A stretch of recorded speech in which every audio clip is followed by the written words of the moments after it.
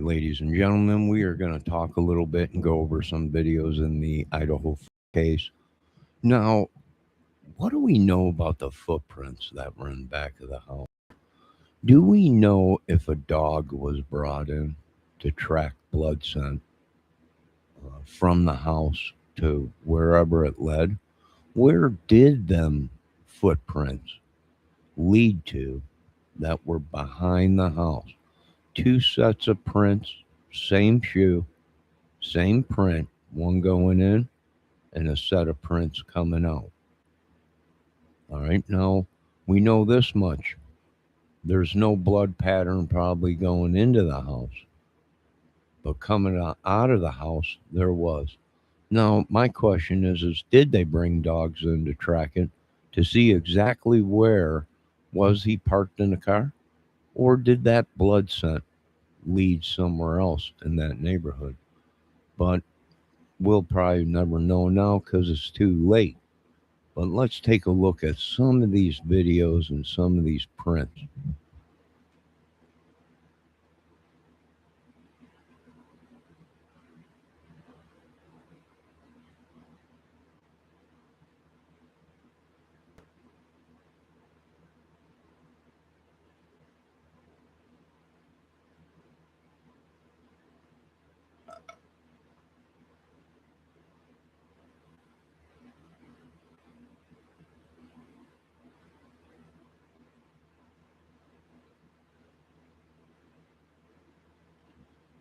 All right, let me move this so we can see.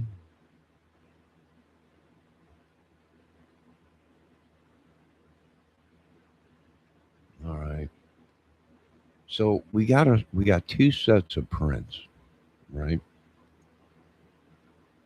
One leading in, you can see the shoes got a big stride or a long stride.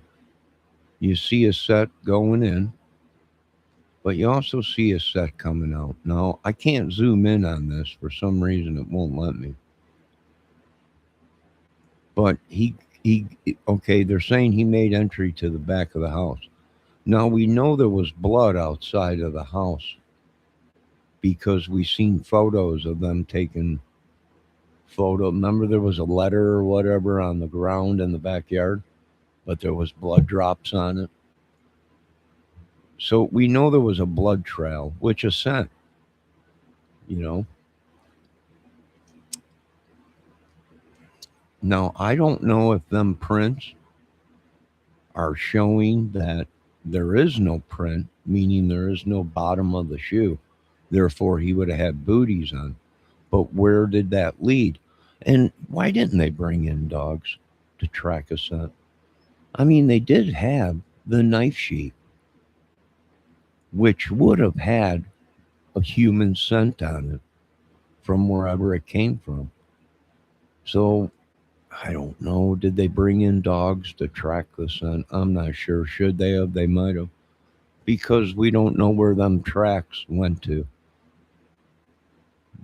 The tracks coming out of the house and into the house, we don't know where it went. Did it go up to the parking lot? Or did it circle around the fence and go back down into the neighborhood? We're not sure. Very interesting. All right, we come back to these photos, but let's watch a video that was just released about Kaylee and the other girl, or no, Dylan and Bethany or whatever. So let's take a listen to that real quick.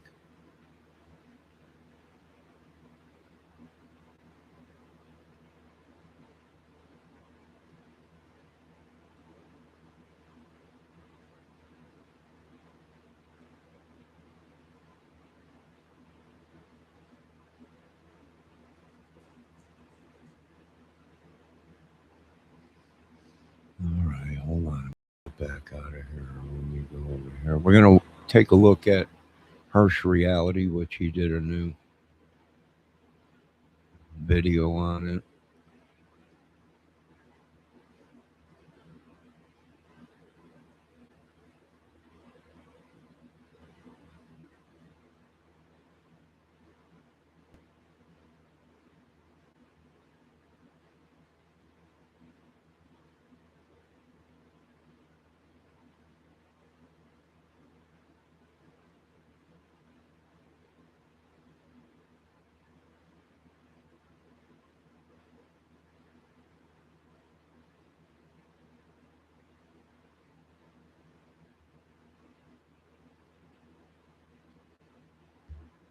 All right, here we go. Let's check this out.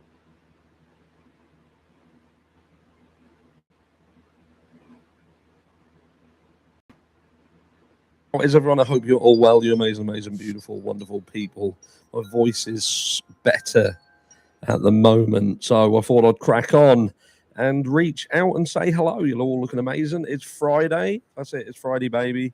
And we're going to get straight into the meat and potatoes because in this video we're talking about the exoneration of Dylan and Bethany. Bethany and Dylan. I'm not going to play the video, but I'm going to show you it so you are able to go over and check it out if you haven't seen it. And then we're going to just discuss it because you'll see. So this is the video, which is the exoneration of Dylan and Bethany. How the internet's turned survivors into suspects in the Idaho 4 case. And it's by a channel called In the Public Defense. Small channel. Again, I'm bringing some attention to them. I like to remain fair, but I'm not going to play it because it's likely that they don't like me because I've dared to question Dylan and Bethany. But I'm going to read you something. I'm going to read you a comment because there was a thread about this video. So I'm going to go onto my phone and just read you something about this entire situation. This was kind of in defense of them. And we're going to talk about how this just doesn't make sense. It's not the internet per se that turned survivors into suspects. That's not what happened here. And it's very convenient to go through certain things and try to make excuses for them. But in order to make excuses for people, you have to overcomplicate things. And this isn't that complicated. It isn't that complex. We've seen the pictures, we've seen the autopsy reports, we've seen the story that they're trying to tell us. So the question is a simple one. Knowing what you know about the house, and look, we don't know a lot about it because the house was very quickly knocked down and buried. And I would assume that it was knocked down and buried so people couldn't look at that property and perhaps deduce that the people in the house must have heard what happened. I've gone over facts about the ducting system within that house. We've seen videos that show that the acoustics in that property would allow sound to travel around the house. We've seen, again, the pictures, the blood. We've heard about how there was one hell of a fight put out by Xana, at least, and horrific injury sustained by these 4 individuals. So the question is a simple one. Did the other people in the house hear anything? Did they hear this crime? And we're going to touch on that a little bit more, but let's just go through this comment, right? Because this is an attempt to explain away, as if it's to make out that it's okay not to do anything. In this situation, these 2 individuals, it was okay that they did nothing. That's fine. And in fact, not only is it okay, but under the circumstances, it's understandable. And in fact, if you ask questions of it, you're the idiot. You're grotesque. We're the fucking enemy in this.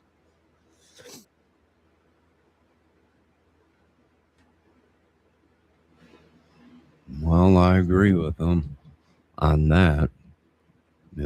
Questioning this is making people turn around, and anyone that questions anything is the enemy. And how could you ask a question like that? How could you do this? How could you do? Think of the family. It's almost like these people are being paid. Everyone has the right to their opinion in the United States and outside the United States and other countries. It's your opinion, your theory. To question things that just ain't adding up and to be turned out to be you're the one that's doing the bad, is ridiculous. It makes it more suspicious of why can't we question this stuff? Why didn't anybody call the police for 8 hours? Why didn't they bring in dogs to track to see where the tracks went? Did they go to the parking lot? It would have made a lot of sense. Oh, we brought in dogs. They tracked the scent, the blood scent, to the parking lot. Okay, and at this time, here appears on the camera a vehicle leaving the parking lot. Then we would have said, oh, well, they definitely got whoever's in that car because the blood scent was tracked by the dogs to the parking lot.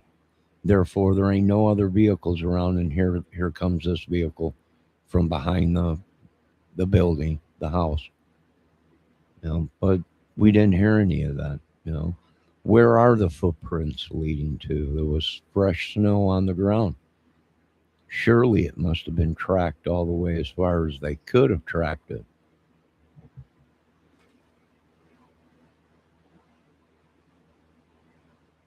So, in terms of how they didn't hear anything, they did, but not the blood curling movie screams that people think.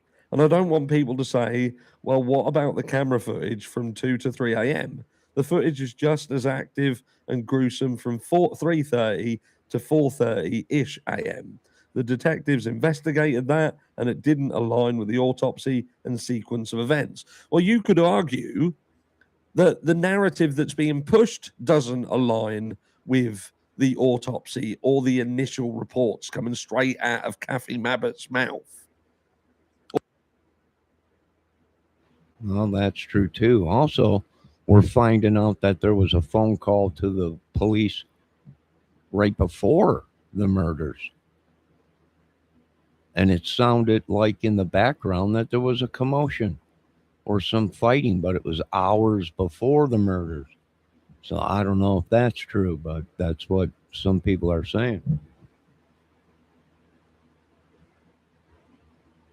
Or even Ethan Chapin's family, being that 2 a.m. is the dark hour, which that does line up with Kathy Mabbott's earlier statements. The audio that this person turns around and says, I don't want to hear about that audio, that lines up with Kathy Mabbott's and Ethan Chapin's family's statements. But no, we'll ignore that and we'll completely move the time frame to this time frame.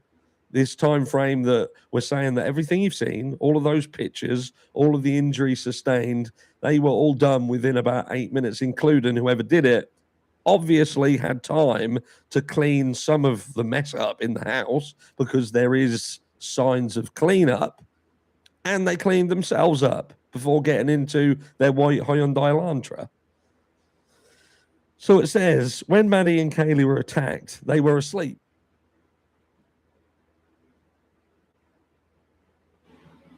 Well, we're not sure if they cleaned up themselves. Maybe they took their clothes off, whatever, maybe. But wouldn't you think they would have put that in a bag if they were leaving? They cleaned up, put everything in a bag or whatever, even the murder weapon, and they walk out of there. But what we're seeing in the backyard is blood droppings. So that means he didn't clean up too well, or he was carrying the knife. You know, okay, he cleaned up his clothes or whatever, but still he's carrying the knife and it let blood droplets.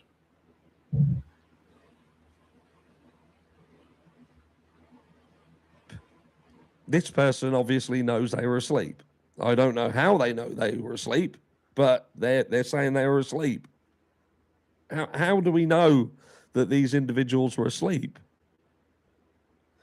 However, that doesn't mean they unfortunately didn't know what was happening. So now they go. Well, he's also right about that. We don't know if they were asleep. We're going off of what? The two surviving witnesses. We're going off of what else? Data from their phones.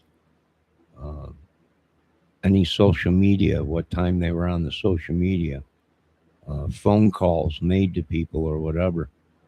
That's what we're going off of. We weren't there, so we don't know. They all could have been up partying and this happened. It's possible. We don't know if they really were. We're going off the surviving witnesses that said everyone went to bed and all the lights were shut off. And even when all the lights shut off in the bedrooms, you could still see through the house because they had all kinds of lights throughout the house. You know, so I don't know about that.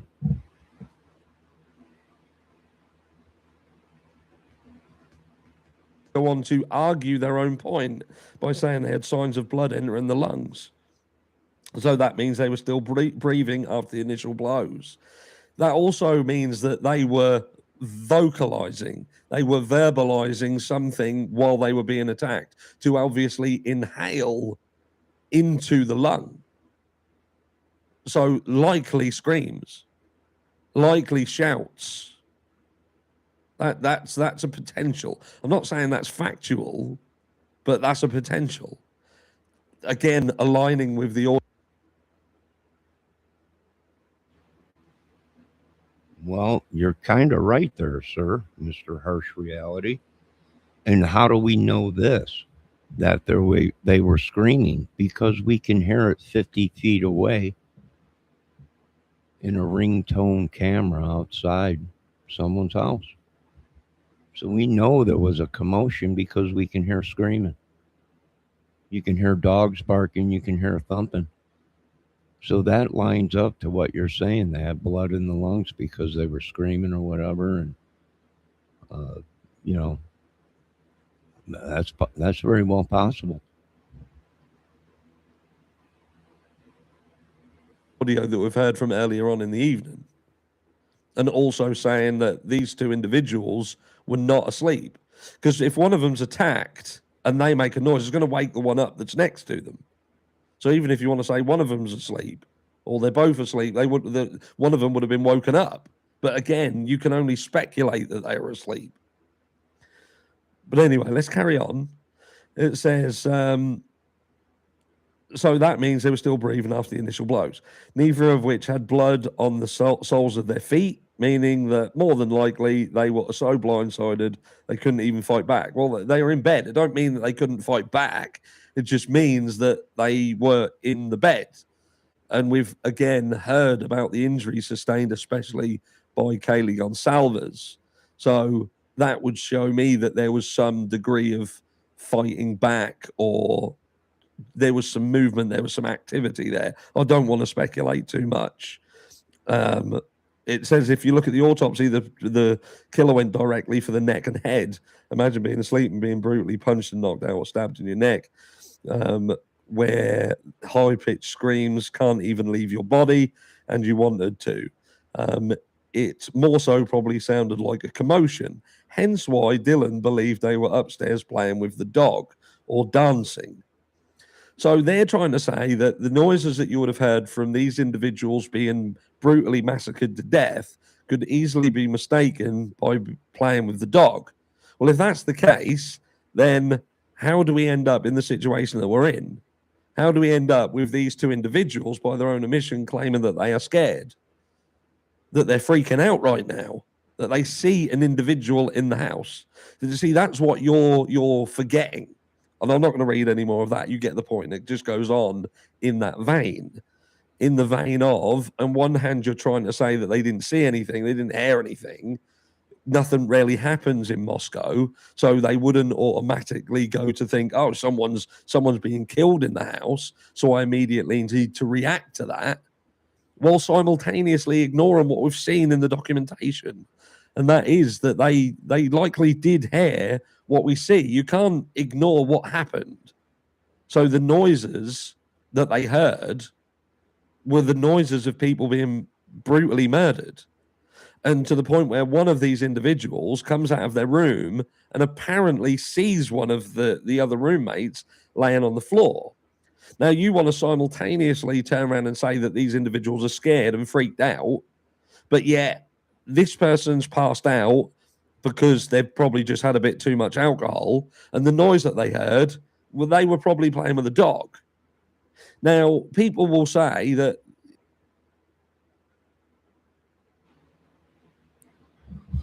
Well, I don't know how they played with their dog, but did they play with their dog and it sounded like there was a massacre all the time, like somebody was dying?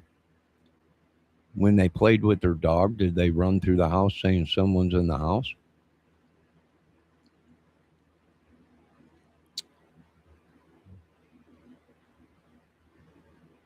It just don't make sense. Now I can understand the two girls being upset and not knowing what was going on.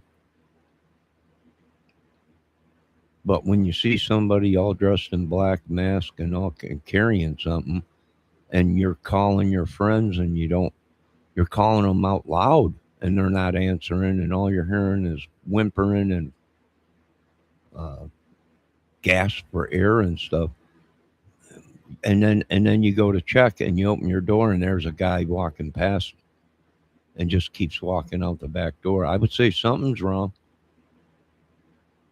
but you're so scared you lock your doors and you communicate with someone that's downstairs, and then you run down to their bedroom or they run up to your bedroom, and then you talk about what you seen, yet no one's answering, no one's nothing, and then you go back to bed and you wake up and you're reliving it all over again. And what people are forgetting is that the dispatch told the girls to go back in the house and see if the victims or whoever it was responsive. And we can hear the girls on the recording saying, "Come on, guys, we got to go in and check on them." And then you hear the girls going in there and they're asking, "Are they responsive?" And the girls say, "No, they're still not responsive. We can't get into the room. We can't." But they were in the room the whole time. How did they see the body on the floor if the door was closed and they couldn't get into it?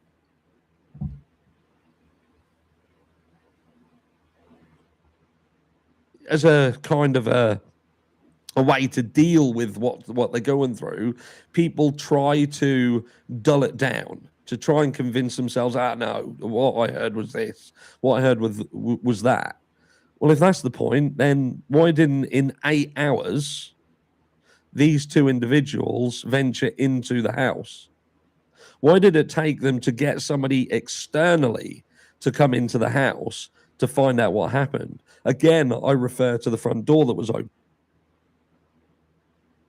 Uh, well, he's right about that. I mean, they were told by dispatch, go back in the house.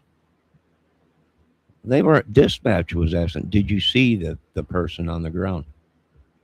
You know, you need to go into the house and check to see if they're still unresponsive or whatever. And you can hear Bethany or Dylan or one of them say, "Come on, guys, we got to go check on them to see if they're responsive or whatever. We got to go into the house and check on them." So they were in the house. They knew what happened. You know, where did the line come from? There was somebody unresponsive. They could not get in the room because the doors were locked. It's obvious that was a lie because he had the other one say, the other witness say, when they ran down or ran to one of the bedrooms, they seen Xana laying on the floor. So the door was open the whole time. All right, let's check out something else real quick.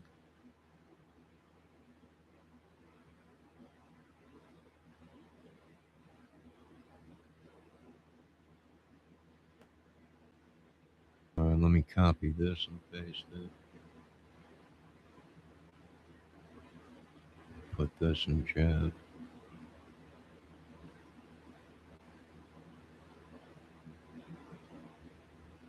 All right, we'll put this over here in the description.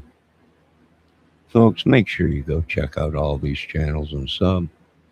All right, now we're looking out the door, right? We're looking out the door, the back door. You can see prints coming in, and you can see a set of prints going out, right? Hold on a minute.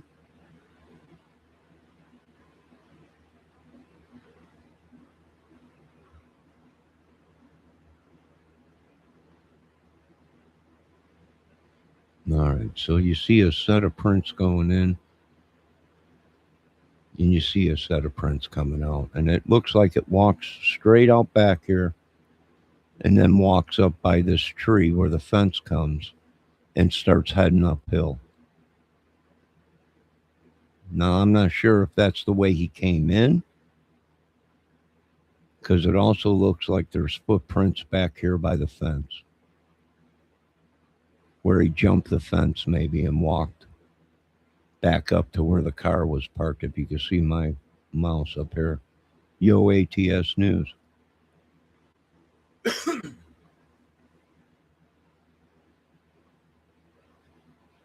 So, and if you keep in mind, Jack lives right around this. If you see this house here, Jack's house is right back here. It's where Jack's house is, back here. You can see it. So where did these prints go? Did they bring in proper dogs to track the prints? Did they track the prints and like it stopped because the snow melted? As you can see here, there's snow around, but in certain areas there ain't. Right? So did they lose the footprints and they didn't know where it went? Did they pick it up somewhere else? Did they have a dog come in and track it? And they could have been tracking it from a blood scent. They also could have been tracking it from the sheath. They had the sheath, which had scent on it from whoever sheath it was. So they could have probably tracked properly of where these prints went. If they did lead up to the parking lot, and you got tire tracks, and then you look at cameras and you got someone pulling out of there, then 9 out of 10 times that's probably the guy.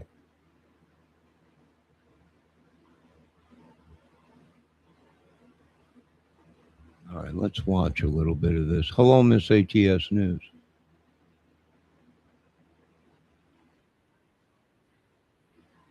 All right, hold on a minute. Look at something else real quick.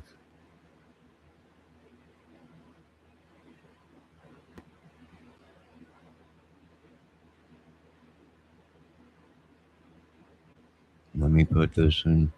Miss ATS News, how many channels am I allowed to post in chat?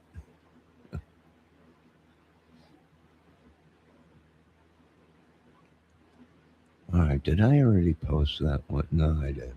All right. Let's watch a little bit of this. Got so many dang tabs open.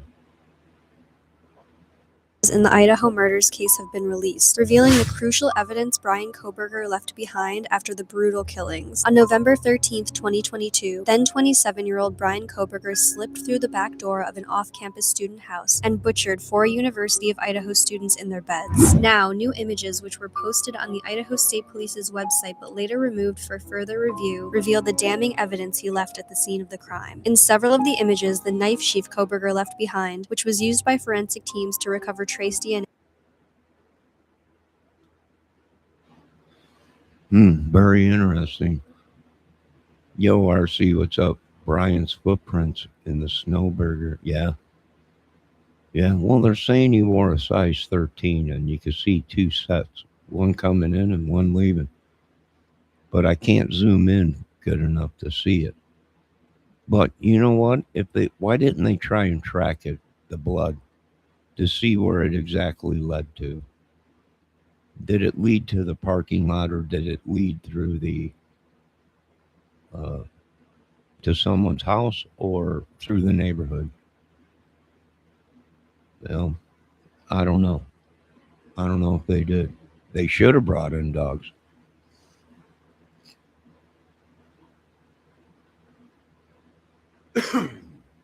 And the only reason I say that is because the guy could have walked out on foot. If everyone's saying there was two killers, you know, maybe one of them had to walk out on foot. Well, if you would have brought dogs in, you probably would have been able to track them. I don't know.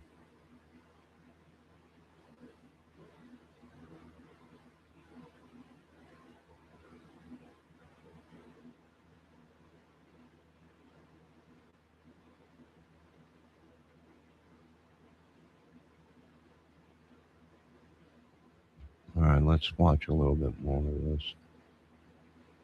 DNA can be seen. Other images appear to show his second crucial mistake. Large footprints stamped into the snow outside the now demolished house. All right, there you go. No, you really can't see it. I wish I could blow this up, but it won't let me. But there's the same size footprints, one track going in, and you can see the footprints. The other track is coming out. And it looks like a pretty long stride, right? Pretty long stride.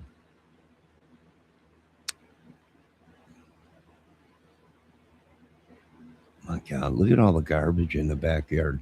These were beautiful teenage adult girls or women or whatever. I'm kind of shocked they live this messy. And we also are finding out that a couple of these girls might have been selling photos or being paid for photos and footprints or whatever that is on social media or whatever. We know one of the girls, Maddie, did swimsuit stuff and possibly was paid and had an account that no one knew about. But we don't know if that's true yet.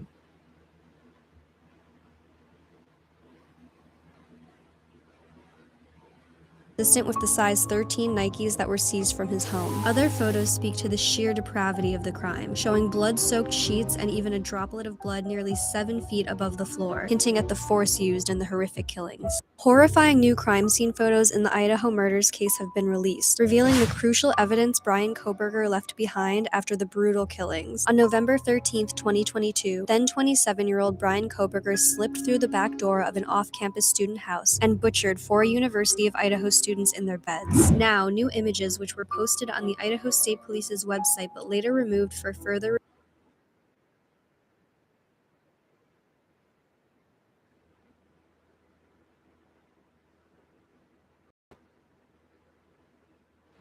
All right. So,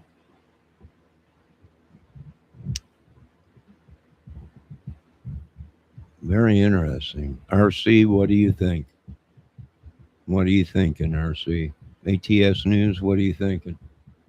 Go on, lay it on us. We want to hear it. I can't believe these people still can't fathom that one man could have done this by himself. The murders by himself, yes, I think one person could. All this other stuff, if there was cleanup or all that, uh, probably not. Now, some people are saying the murders occurred at 2 o'clock, not four something in the morning. It was two, and they had more time. Well, I don't know. Maybe. Hold on a minute, folks.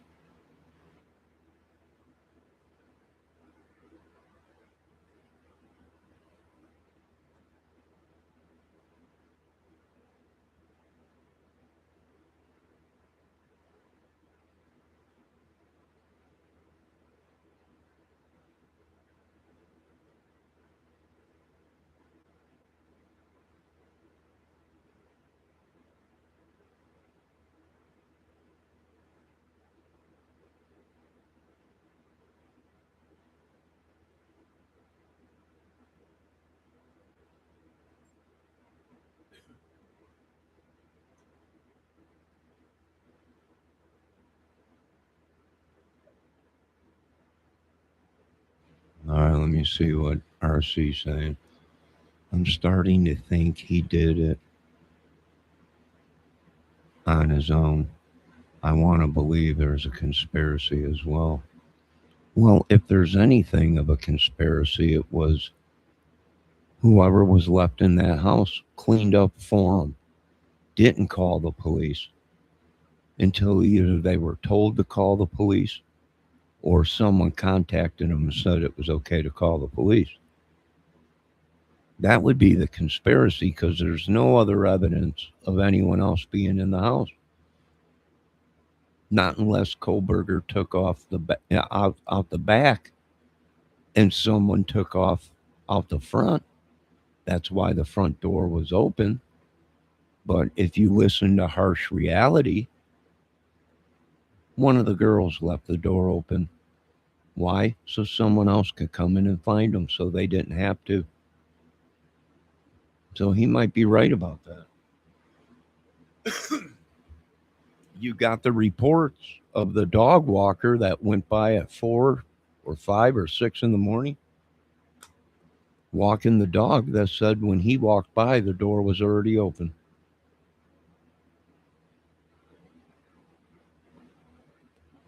And like the video I just showed you, Jack wasn't 100 feet away from the house. If anyone could have got there right away, it would have been Jack. Now, also keep in mind, Kaylee called Jack right before she went to bed, and Jack didn't answer.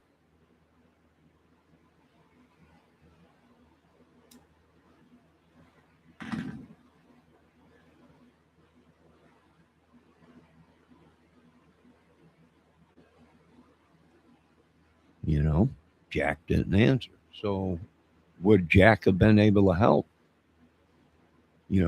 If she was on the phone with Jack as this occurred, could Jack have got there in time? Yeah, he only lived 100 feet away or whatever. He lived right behind the house, I believe, off to the side.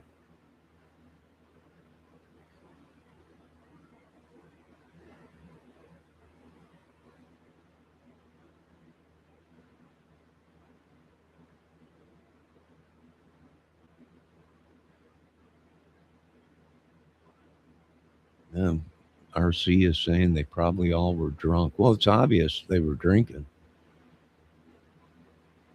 And it's pretty obvious about that because there's cases of beer everywhere, beer cans, stuff like that. So, the whole house, you got no footprints, only leading in from the back and leaving through the back. So, did he walk around the whole house? Was there any other size 13 found around there? Did he walk around trying to get in? Finally came to the back door or whatever? I don't think so. He probably came right in from the back, knew the door was open. Didn't they have trouble with that sliding glass door in the beginning of this case? Weren't we led to believe they had a stool wedged in there so you couldn't open the door? So did somebody already know or have information that that door don't lock and you can get in there? Wasn't one of the girl's parents there fixing locks like a week or something before?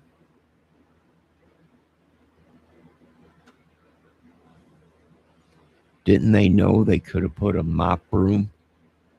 They could have snapped a mop broom and put it down in there and the door would have never opened.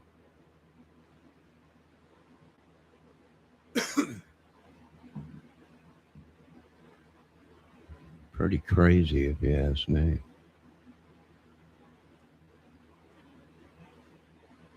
Very interesting.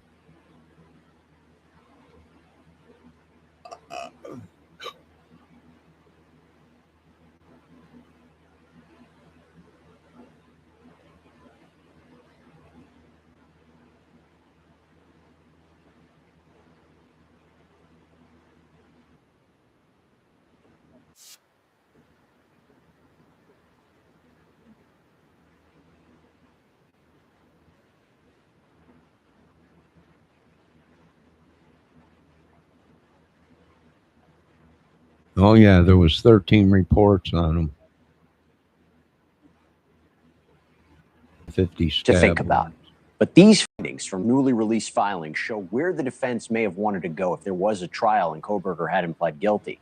According to court filings that were obtained by People magazine, the defense had hired an expert forensic criminologist, Dr. Brent Tarvey. While the entire outline is under seal, Dr. Tarvey did say, and I quote, "At least 2 suspects were involved in this attack, 2 killers."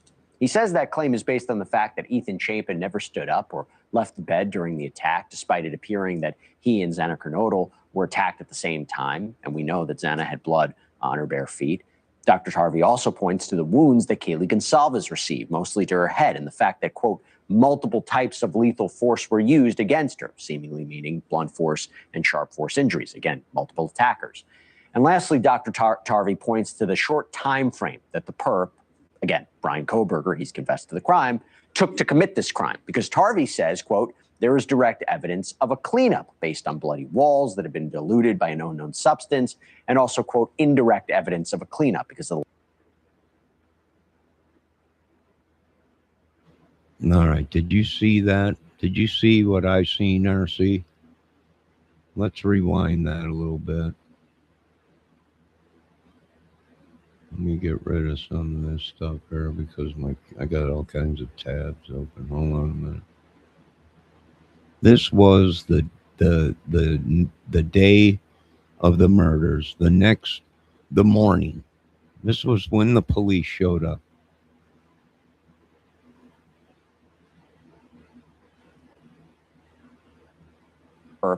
Again, Brian Koberger, he's confessed to the crime, took to commit this crime because...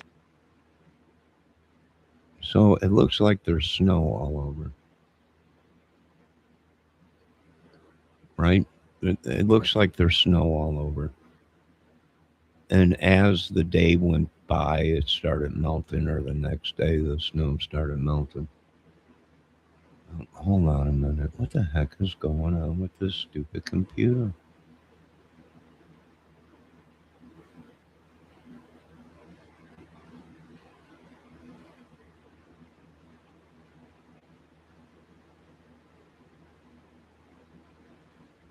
I don't know what's going on with this stupid computer. Very interesting. RC is saying, I wish it had gone to trial. Well, here's my question. The police show up there. We know there's snow on the ground, right? You can see it.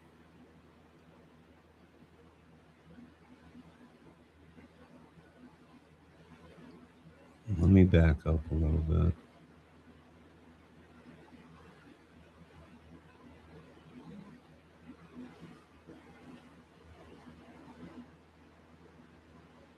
Right, there's snow on the ground, whatever, yada yada.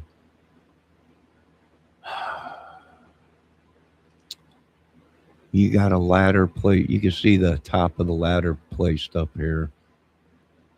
You know, was this all staged to make it look like, hey, he went in this way, but really he didn't go in that way? You know, was it Koberger? Did he get up there looking for a way in? The window was locked, so he got back down, walked around. Were there any other footprints outside on the side of the house, the front door, that matched the 13? Now, there was other people in the house. What size did Ethan wear? I don't know. Ethan was 6'4", they're saying. You know, what size was Jack's? What size was the girl's, Dylan's? But it all comes down to evidence, right? And the evidence is showing that the guy came in from the back and he exited through the back, through the screen door. Now, why, like I said, why they didn't bring dogs out? I don't know. I don't know. But as soon as he walked in that house and did these murders, he had the sense of these people on him. So that dog would have been able to track that scent to wherever it went, whether it was right up here in this behind here where these evergreens are, these giant trees, where he parked? Or did it go somewhere else in the neighborhood? Did it go over here to the apartment complex? Why didn't they use their training? I don't know. Why didn't they use their dogs? I don't know.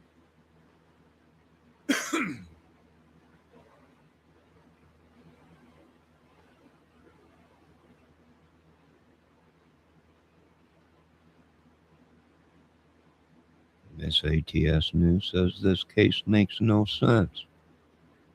Do they ever? Do any of them? They make sense if you're looking at it logically. But for some reason, we get sidetracked or whatever, and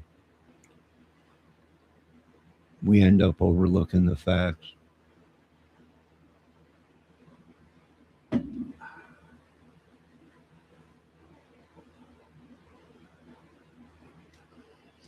There's her car. There's the Range Rover that Jack said. Well, she didn't have that car. It was a loaner. What is the chances of you buying a brand new Range Rover silver and it breaks down, you take it back and they have this same exact car? Here you go. Here's another one as a loaner. Same color, same car. What's the chances of that? Are you kidding me? Every time I try to get a loaner, it was some beat piece of crap that the dealership had, you know. You guys got a Camaro or something I can use? Oh, no. This is yours, Mr. Kramer. Effing station wagon from Chevy Chase movie, Christmas Vacation or something. What's the chances they had the same exact car as a loaner?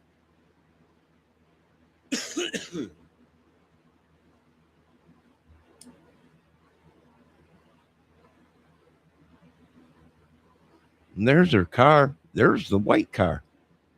There's another white car that's in the parking lot of in the driveway of their home.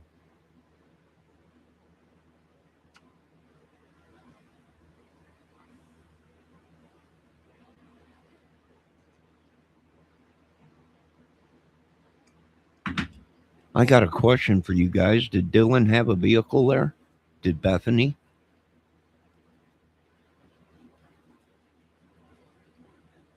Why, instead of running up to their bedrooms to sit there and wait, why didn't they contact each other and say, get your stuff, get dressed?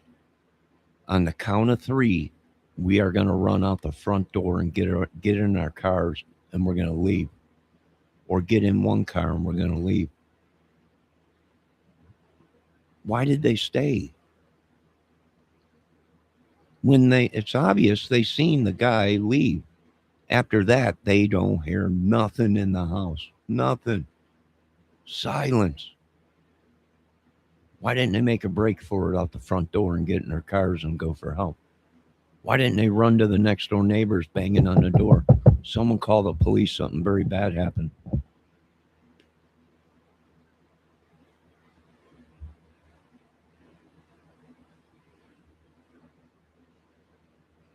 Usually a young lady like that is going to scream their head off. They're going to run outside screaming for help. You know, I don't know. A lot of people are saying, well, they were drunk and everything. Okay, well, even after they woke up from sleeping after it, no one called the police. Even though they said they could have swore they seen Xana laying on the ground as they ran to the room. It was daylight. You know they seen blood. Or something that looked not right. It's just fishy to me. No, I'm not going to blame them because they're young ladies and they probably never experienced anything like this. You know, we think.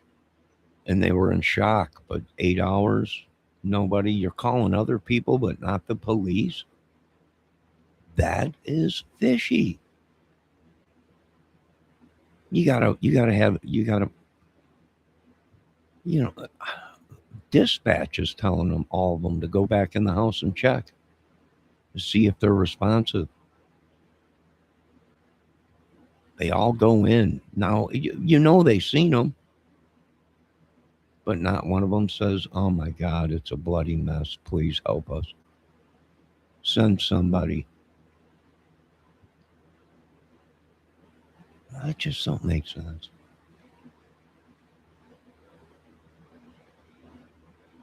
Maybe it was something big orchestrated and they had lookouts. There was people walking around at that time of night.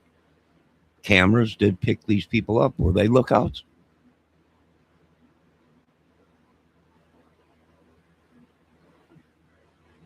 Were they lookouts? You had two police officers, campus police officers, a block away, who were writing tickets to 5 kids or 4 or 5 dudes that were walking around. God, didn't they find a jacket that looked like Maddie's in the brush by the fire hydrant?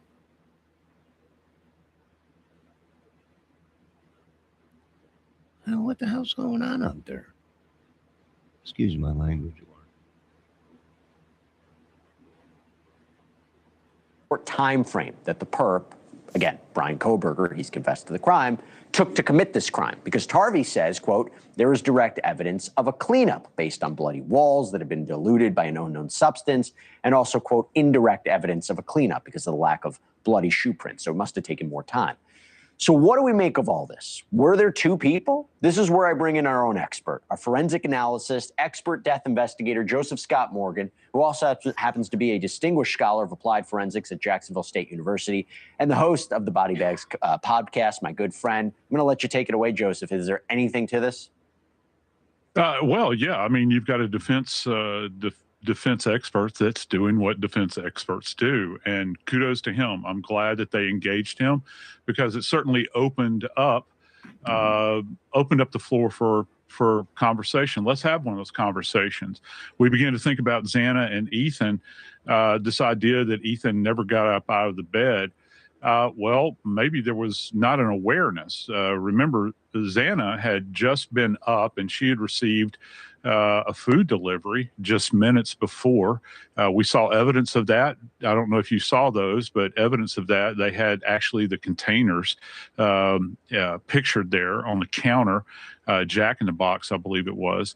And Ethan never left the bed. So how do we explain that? Well, one of the big questions here that I think a lot of us are dying to know at this point in time is toxicology. I want to know what the status was with whatever any of these victims had on board at that particular time. Had Ethan had any substance like alcohol in his system where he... Well, I can say this much. If they were all partying that night, it's possible somebody that was at that party roofied these people. Therefore, Ethan wasn't getting them. It's possible. There's your second helper or whatever, but that you'd have to prove, and that's a whole new video. If they were all partying and drinks going on, drugs, whatever, was Ethan exactly like this guy is saying, this defense guy, or this guy is a criminologist or something like that. If they were snorting something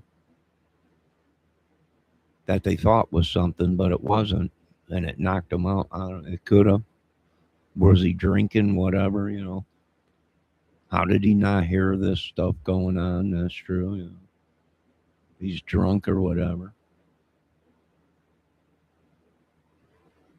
How did this go down? He could have been, he was all dressed in black, people. He could have been behind a couch, squatted down, and she walked right past him. As she's going to get the food or whatever, he goes in and cuts up Ethan. She don't even know it. The lights might be off or whatever in the bedroom. She gets her food. She goes up to the kitchen. where the light's on. Here's the funny thing. She goes into the kitchen where they say she notices the door open. Are you telling me she walked into the kitchen and got her food out and placed her food out and everything, her curly fries, and the door's open? Did she shut the door? We don't know because she's not here to answer. As he already killed Ethan and went upstairs, killed the two girls, Xana comes in with her food, hears the commotion, goes up there. On her way down, she's screaming there's someone in the house. Runs to Ethan thinking that he's going to save her, which he probably would if he had a weapon or something. But he's already gone.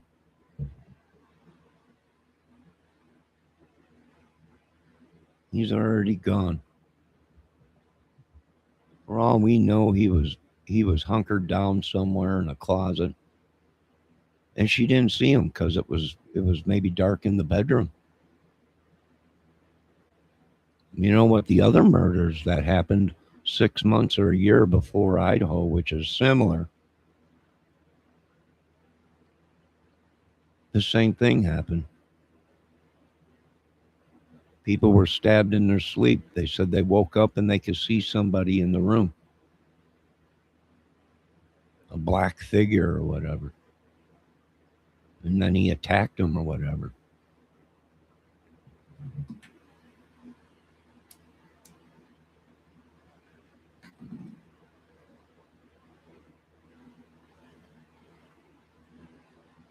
He was like in a deep sleep. He didn't have an awareness of this. You've got these just horrific injuries that are to Xana's body. She's stabbed on multiple planes of her body, by the way, with a K-bar knife, which is in fact a combat knife that's been used by our brave Marines since World War II. All right. And this thing can be used not just for the purposes of stabbing, slicing, but also pummeling people. You can actually turn this thing around on the butt of it, and it makes one hell of a hammer. This thing weighs almost a pound. Yeah. Yeah. Did he have help? Well, if he had help. You know, there are some people saying that there was two killers and they were holding Ethan and Xana. You know, they killed Ethan and Xana. Why Koberger was upstairs killing the others. But then the whole story don't add up. The whole story don't add up if that's it. There was two killers and they were holding two of them down. You know, one guy went to Ethan's and Xana's, and the other guy went upstairs. But then the whole story is shot. The whole story.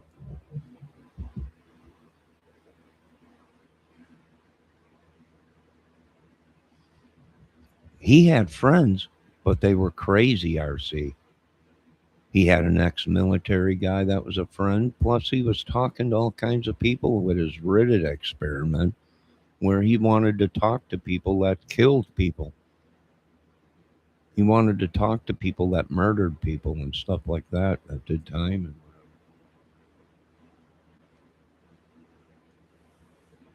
He might have had friends, but they were crazy friends. Loners themselves, like he was. You know, never talked to anybody. He was a loner. They said he had a girlfriend that went to school or was involved in crime or something like that, but she had connections to someone else that they, were involved in young teen girls. Now, this whole thing is a mess. Complete mess. Complete mess.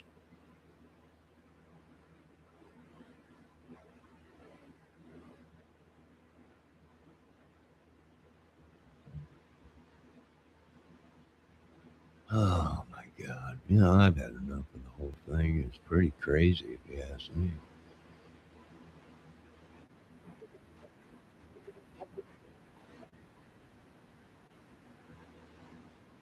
As part of a trove of evidence investigators can now make public after Koberger pled guilty to the murders last month. Now, what's this? Are they snorting bath salt? What's this purple wrapper over here? We know this much. This is some kind of a either pipe or something, cannabis pipe or something, or a lighter. What do we got here? We got a dollar bill. We got money rolled up. Now, if anybody knows anything about drugs, if you ain't got a straw, what's the next best thing? A dollar bill. You got a credit card which looks like somewhat of a residue on the bottom of it. What the F was going on here?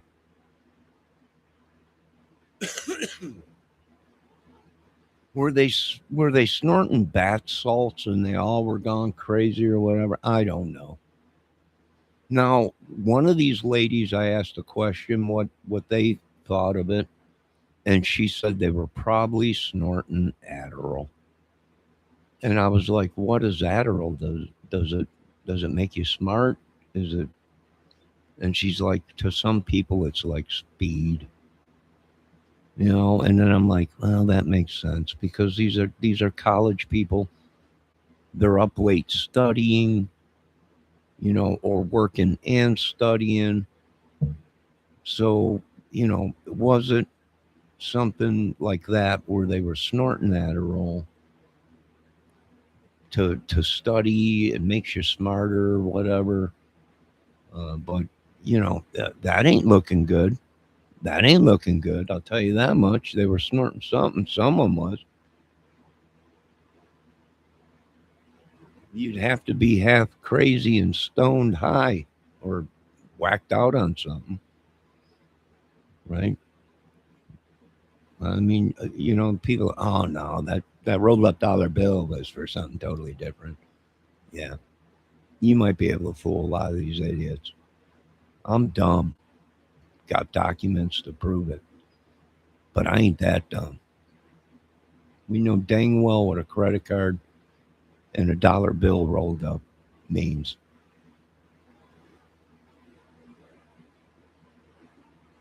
And RC's right. He didn't have friends. Everyone hated him, except for the people that he hung around with that were like him.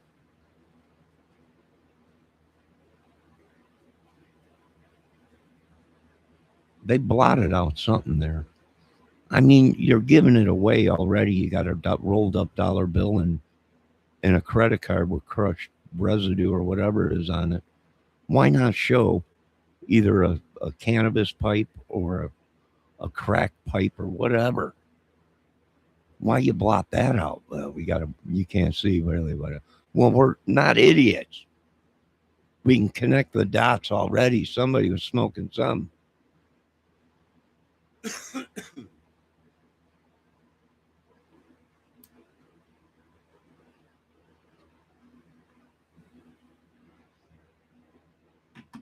I mean, call me dumb.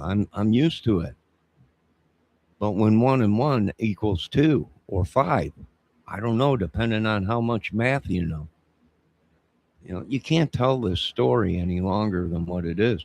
And then in the beginning of this case, we heard rumors that one of the kids' parents was mixed up in drugs or a drug dealer or whatever. Yeah, this is really not good. Really not good because the whole story ain't adding up. And now you want to throw in there was 2 killers. Well, where's the evidence? Where's the second set of footprints? Because the only effing footprints lead to the bedroom where those surviving witnesses were. I mean, well, I'm done with this government. Done with your justice systems. I'm done with everything and as well. Let's keep going. Miss ATS News finally has come around and said she agrees with me. after 5 years of watching her channel, finally.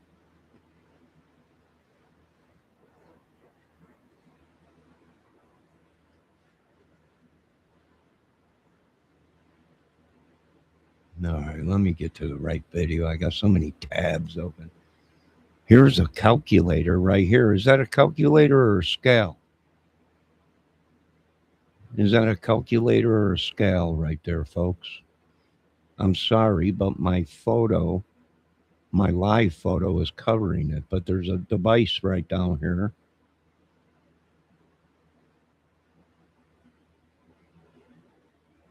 Hold on, let me look and see if it's a calculator or a scale.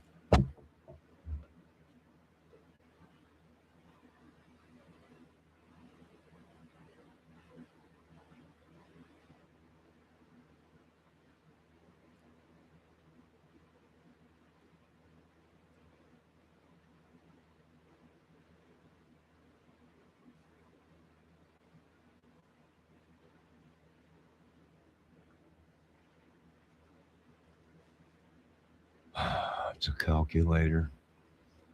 All right, let's continue. Police also releasing this security footage from a neighbor's home where at 4:20 a.m. you can hear a dog barking, followed by a car believed to be Koberger's speeding away. NBC News is not airing all the images released by police, in part.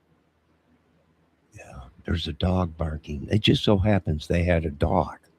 Ain't that crazy? It's crazy.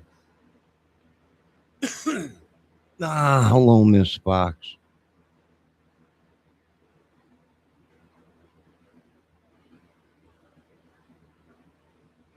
Yeah, there's the Range Rover that supposedly was broke down. Right there. Can you folks see it? There's the brand new car. Range Rover. Right there. Right now, what white car was that was speeding away? Was it this one? That was in the parking lot already. Somebody boot scoop boogied and then either got rid of something and then drove the car back and parked it before all the police were called. Wait, we got to get rid of all this stuff. We'll be back. Don't call until we get back. Yeah, it's just, I'm done with it all. Let's get back to this video here. Out of respect for the families, like Ethan Chapin's parents, who told us they don't want every gruesome detail released. You don't think the public needs to know? I know there's pieces of it they don't need to know. It's not for public consumption. Mm-hmm. And why would you need to know it? I mean, what's the gain on that? There's zero gain. Liz Kreutz, NBC News. Well, my condolences, sir, to you and your wife. But there are gains from learning exactly what happened and learning what was going on inside this man's brain to do something like this. The why, the where, the how. So, but I do respect your wishes, sir. And there's certain things your family don't want out. That's true. I agree. But think of what this might be able to help in the future of us to pin down these nut jobs, when someone's got 14 complaints against them on campus, stalking people and doing crazy stuff, and no one says nothing in the whole campus. The students have a code, or whenever they seen Koberger and they would put a code out, Koberger's around. Yeah, I would think it would help somebody to figure out what happened.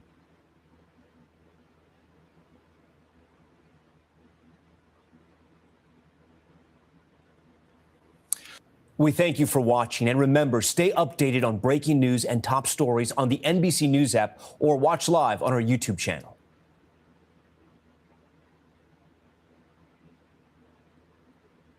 I have no idea what's going on with my computer today, but it's gone completely crazy. All right, let me see what else we got here real quick.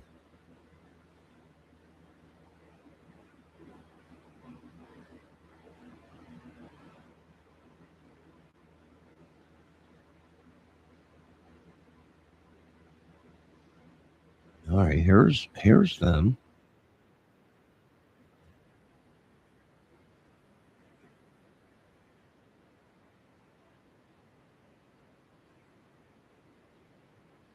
Year to love. Wellness. Feed well, be well. Today, distracted driving causes the most car crashes. At Pfeiffer, Morgan, and Stasiak, we fight for the maximum. All right, this is 2 months before the murder. Police are at the girl's house.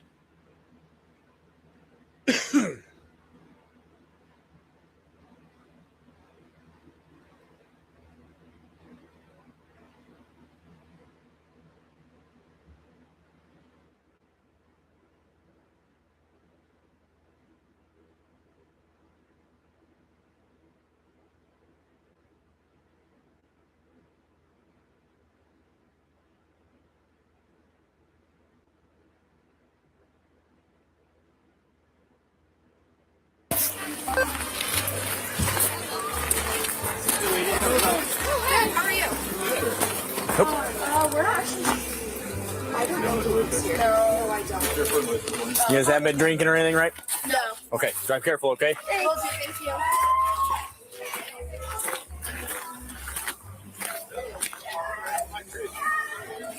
you. Did they? I can go get them real quick. Truly's? This is what the other group had that ran away. Oh, really? Yeah. Just ditched it? Awesome. Those ones kept walking in the car. And Nice. Truly's for the win.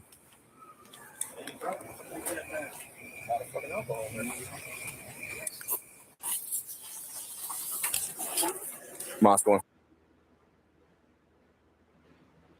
The cop says, that's a lot of effing alcohol, man.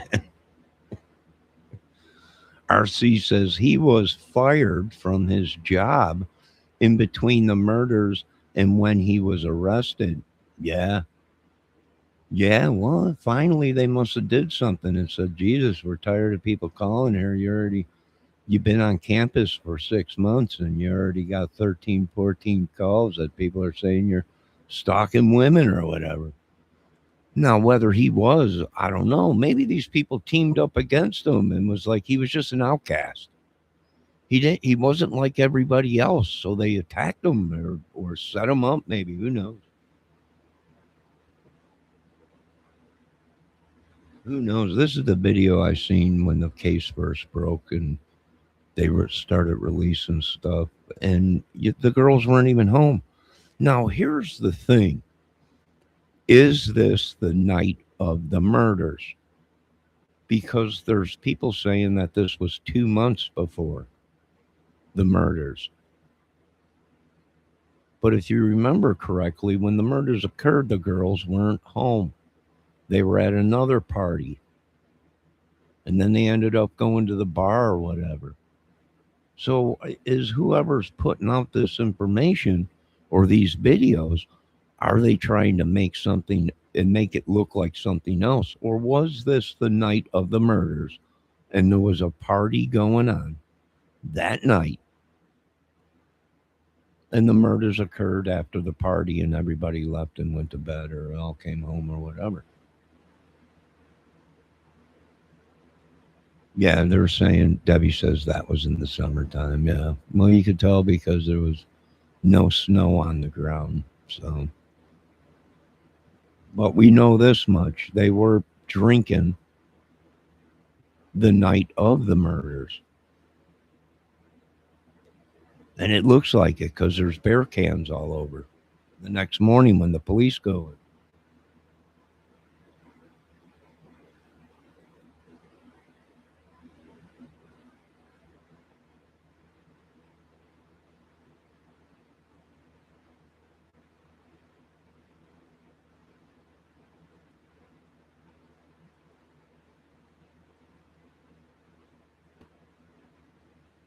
And there's the footprints. One set going in. You can see how long his stride is. Another set coming out. You got a footprint that's heading this way. I don't know. It looks crazy. I can't zoom in on this photo. I wish I could. You could definitely see this foot is heading that way towards the door, and this foot is heading out. Now, I don't know if them are police footprints or if them are actually Koberger's. Did the footprints in the house match the footprints on the outside of the house? Meaning the tread on the bottom. Yeah, it was a party house. No way around it. You know, and how old were these young ladies? In their 20s or whatever? You know, which is typical college women. But we are finding this out that there was a couple of them that did do photo shoots or whatever and made money from it a couple times. Now, whether they had an OnlyFans or a different kind of app and were on it, but we are finding out that, and there are photos of them in their bikinis. And these were good looking kids, good looking young women, no doubt about it. No doubt about it. You know, it goes back to that old saying, if you got it, flaunt it. And these, a couple of these girls had it. They had the look. They had many views on their one app that they were using, many followers.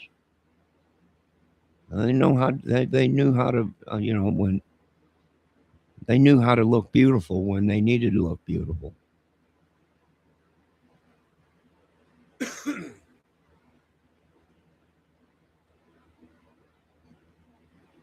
No, I mean, I'm not going to lie. These were beautiful young ladies when they wanted to be. Could I see how Jack got mad she was leaving, going to a job to another state? Oh yeah, are you kidding me? She was beautiful. I would have been crying in my bear. Don't leave me, baby. I probably would have been crying too.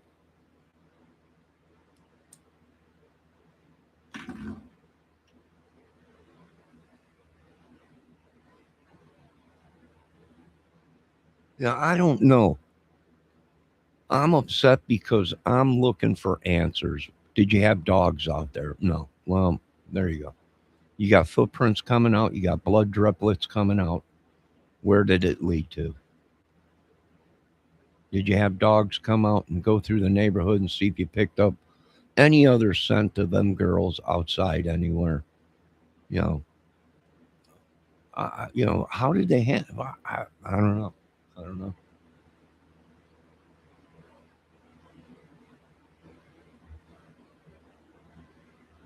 I don't know. You know, why didn't they have dogs? Why didn't they track the scent?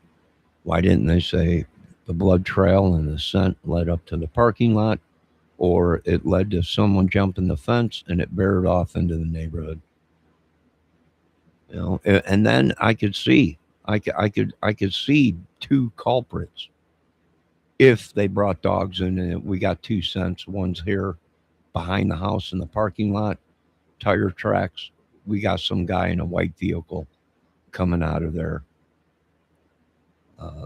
The other track, leads over here or whatever, but we're not seeing that. We're not seeing that. And don't tell me, oh, they couldn't track. It was winter. Bull crap. Bull crap.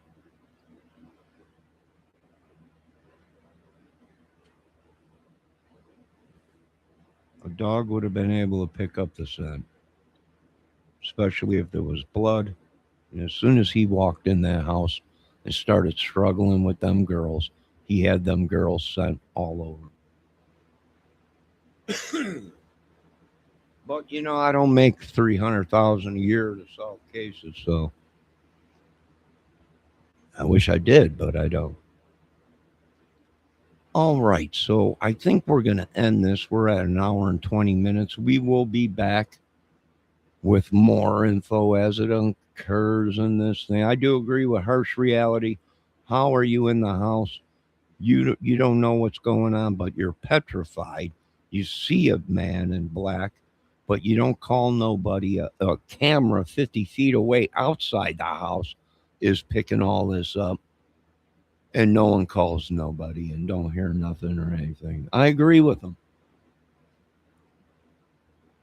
And if they did, oh, well, they were just playing with the dogs. So they played with the dogs like they were being slaughtered, screaming. There's someone in the house, and you can hear somebody in argument throwing stuff around. And that's how you play with your dogs? I don't know.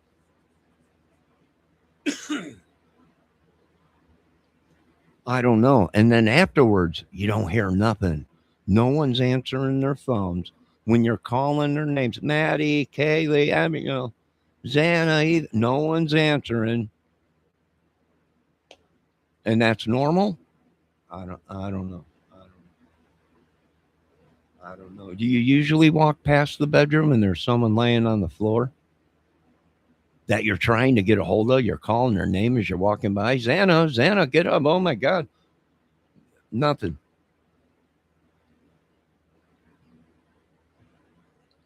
Shock? Yes. I can see falling back to sleep, waking up, calling. No one answers. You walk out. There's somebody out there laying on the floor. You know, do you think we should call the police? I probably would. Maybe, yeah. But we're not sure. Let's call our friends first. I've had it. Had it with all this bull crap going on. RC says, I'm off to bed. Lock your doors, RC.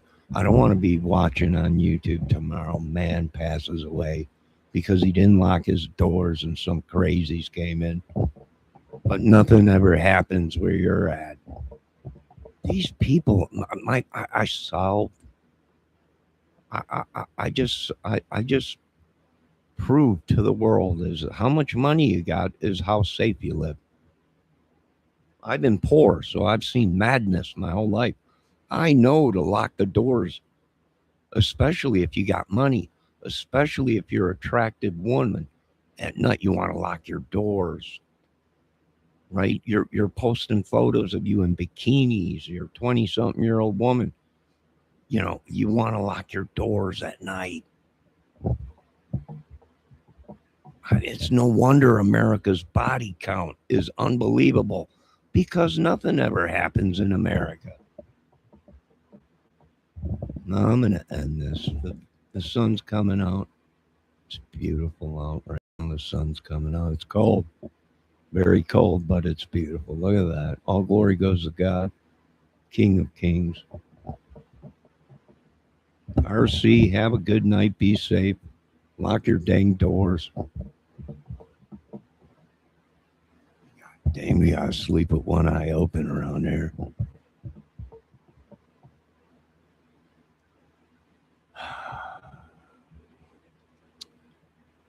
You folks have a good night. I'll be back with more info on the case. Make sure you go check out these channels and sub. Go over to Harsh Realities. Sub to that crazy bloke out there. Miss ATS News, are you going live tonight?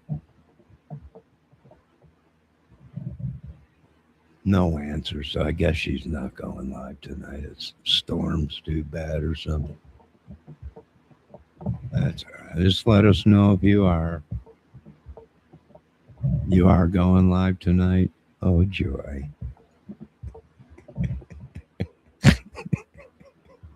Oh, joy. 8:30, we'll be there.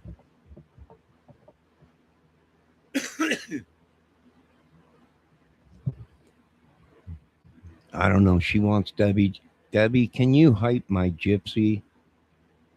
My other account could now. Your Gypsy now in another account? This is unreal. I heard your Gypsy voice. People are saying they thought Gypsy was on your channel the other night. I'm like, no, that's ATS News.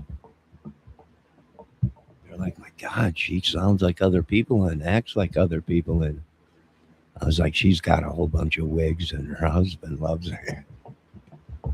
Every day she's someone new. All right, now I got to end this. I've had enough fun for the day. This is too crazy for me.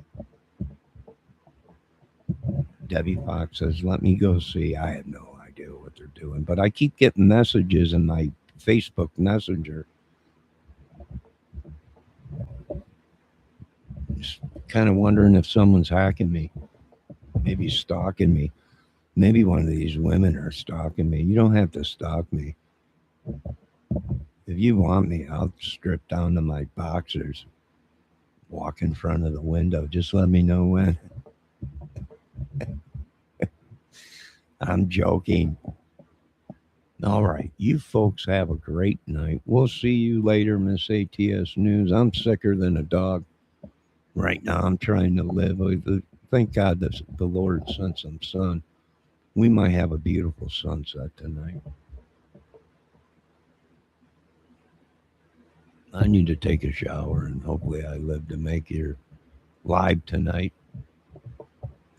Is there anything you ladies want to say before we leave? Debbie says them girls are a little bit young for you, Johnny. I know. But I'm going to give props due where props are due. They were beautiful young ladies.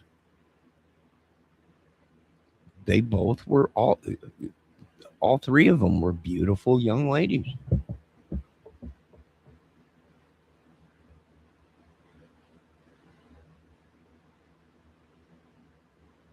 She's not the best, Miss. You're the best, love. What? Who's the best? Me? Or ATS News? I don't know who she's talking to. I can't figure out what these ladies are doing. They drive me crazy. I'm not even married to them. What does that say? It says a lot, Johnny. It says a lot. Now, you folks have a great night. God bless. I got to do some more chores. ATS News says Johnny's the best Debbie's had. But Debbie never had me. ATS News.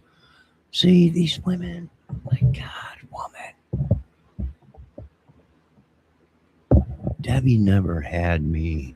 My God, don't you know once you go Johnny Kramer, you don't ever go back. It's just, my God. She ain't never had this. She can't handle this. This whole package is just way too much. It's the mask. Oh my God. It's the saw mask. The jigsaw mask.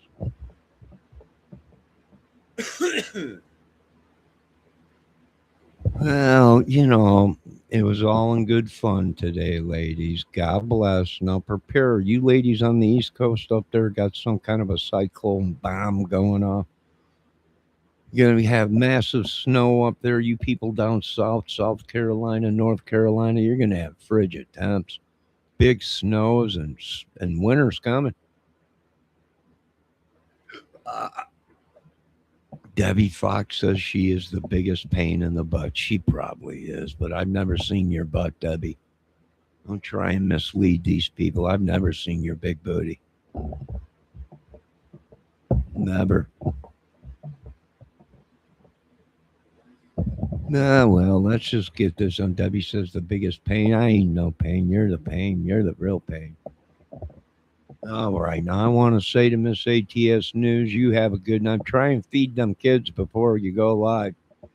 Because I swore last night I heard one of them kids. Yeah, you should save that for after the videos.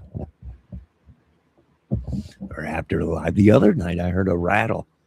She's sitting there talking. I'm like, either there's a rattlesnake in the room or it's a baby rattle. I'm not sure.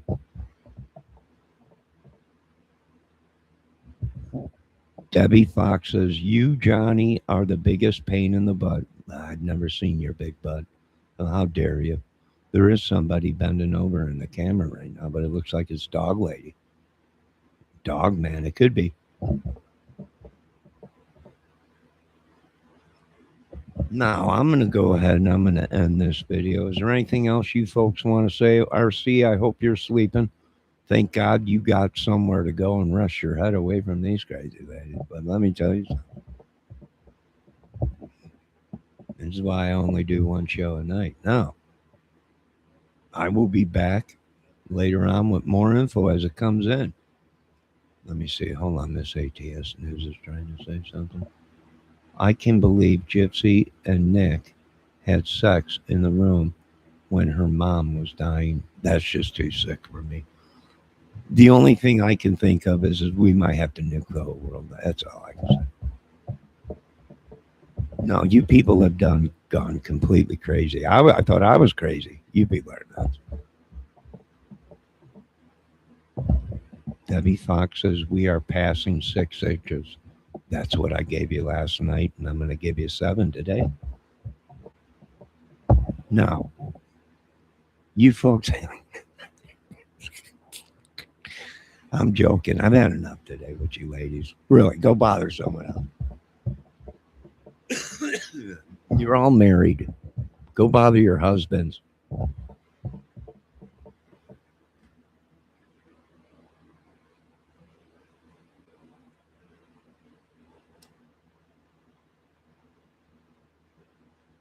It's the weekend. Your husbands are off. Go bother them. I know your husbands. They sent you over here deliberately because they didn't want you to bother them on their day off. Go over there by Kramer's and bother him. It's okay.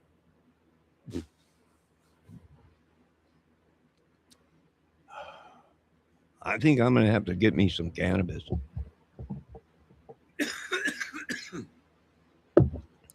I need something to take care of these problems around here. All right, ladies and gentlemen, I'm going to end this and I'm going to catch a beautiful sunset real quick. So I will be right back with a beautiful sunset as the sun is going down, the clouds are passing. It's about time that God Almighty gave us some sun. Amen. Make sure you check out all these videos in the description and in chat and sub to them. They're great channels. I want to give a shout out to that crazy bloke out there, Harsh Reality. You know, give a shout out to him. He's out there in London or somewhere, England or something. Bloke. Somewhere out there where Ozzy was and stuff. I don't know. Somewhere out there. Zeppelin and everybody. Give a shout out to him. Shout out to Miss ATS News. Folks, make sure you go ahead and watch Miss ATS News at 8:30 Central Mountain Central Eastern time at 8:30 tonight. What is tonight's show? I'm not sure if it's Kohlberger night, if it's Watson night, if it's Gypsy Rose night, if it's Lauren Mathis night. I don't know. Johnny Mathis did call me, and you can no longer talk about Lauren. I guess they're related. Yet Johnny Mathis, the great recording star. Chances are you had a silly grin the moment I walk into the room. That Johnny Mathis. No. I got to do everything in this country. All right, you folks have a great night. I'll be right back with a beautiful sunset.